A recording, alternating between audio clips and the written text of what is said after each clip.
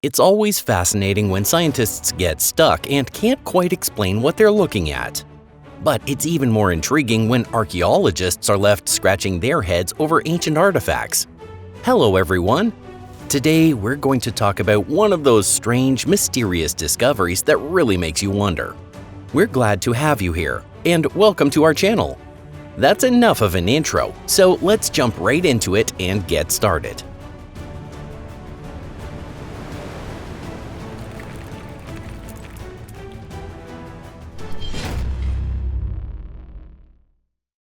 The Andian Candelabra. When sailors first approach the coast of Peru near the Paracas Peninsula, they begin to notice something strange from as far as 12 miles away. It starts out as an unclear shape drawn into the hillside, but slowly it comes into view more clearly and reveals the form of a massive trident. This geoglyph stands around 590 feet tall, which is about twice the height of the famous Statue of Liberty. The image carved into the earth is known as the Andean Candelabra, or sometimes the Paracas Candelabra. The Paracas culture existed in this region from 800 BC to around 400 AD, and most researchers believe this culture was responsible for the trident figure. The fact that this geoglyph has survived all the way to the present day is truly remarkable. That's because it wasn't carved into solid rock, but scraped into a slope made of loose soil, and the base of the slope is just sand. But even more surprising than how it was made is the mystery of why it was made, which remains unsolved. One theory claims that the Andean Candelabra functioned as a massive lighthouse to signal passing sailors that land was near. There's also a theory that says it might have served as a symbolic lightning rod for the region.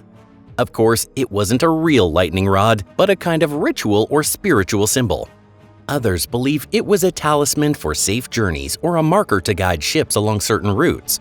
The idea is that sailors used this image in combination with the night sky to determine their position while crossing the dangerous Pacific waters.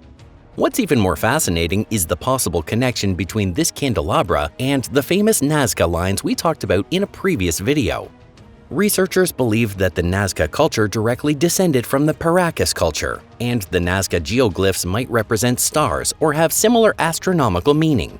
It really seems like brilliant astronomers may have once lived in this part of the world long ago.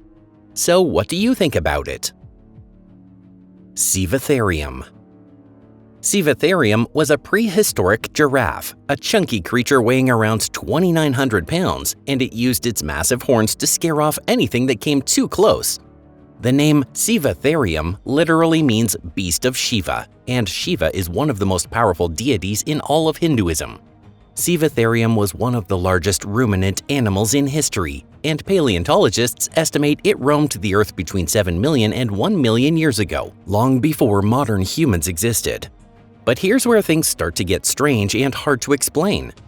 Between 2006 and 2012, a group of amateur archaeologists in India conducted digs in the caves on the border of Maharashtra and Madhya Pradesh, looking for anything intriguing. What they uncovered were 65 remarkable caves, and inside them were rock paintings just as astonishing, dating back roughly 15,000 years.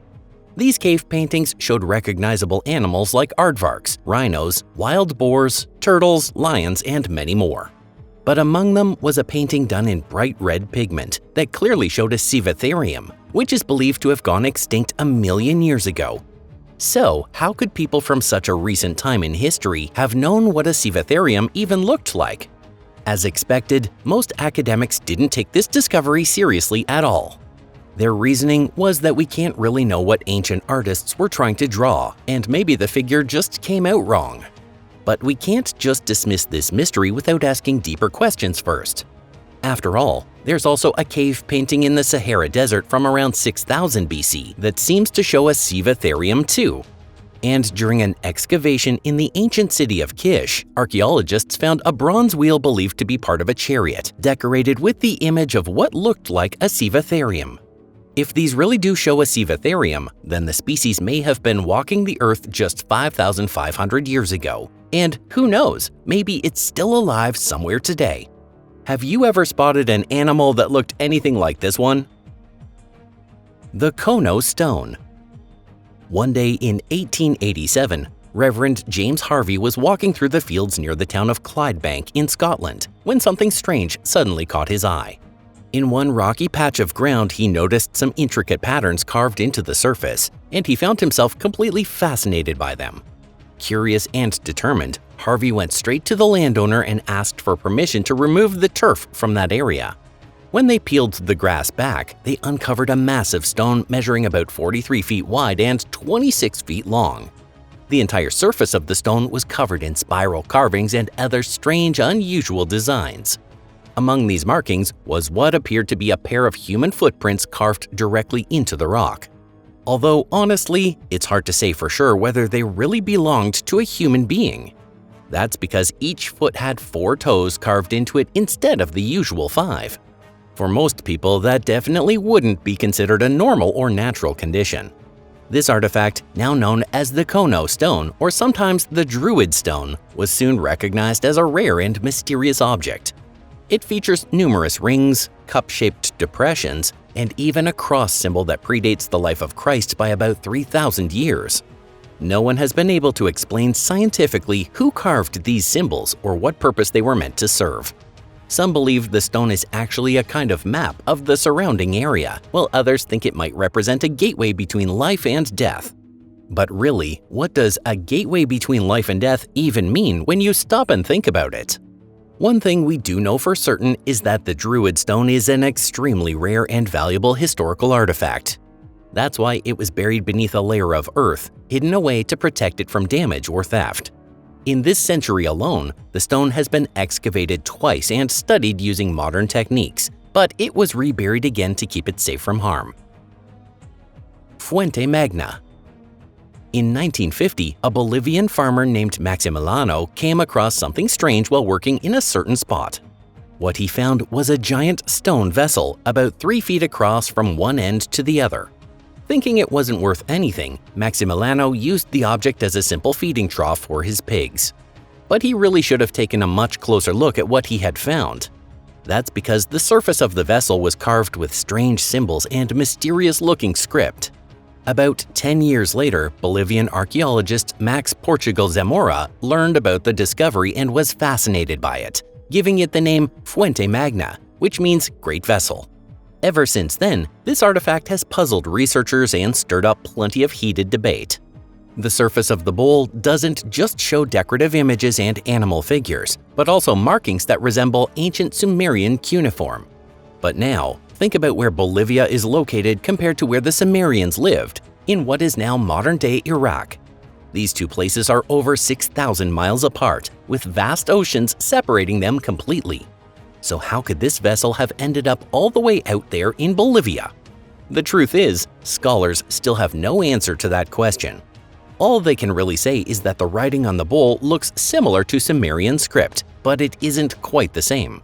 So the real question is, are these inscriptions fake, or could they somehow be real?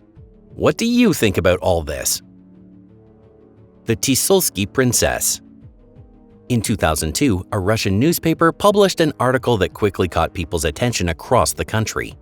It claimed that in 1969, during a blasting operation at a coal mine in the Siberian village of Ravchik, workers discovered a marble box about 6.5 feet long.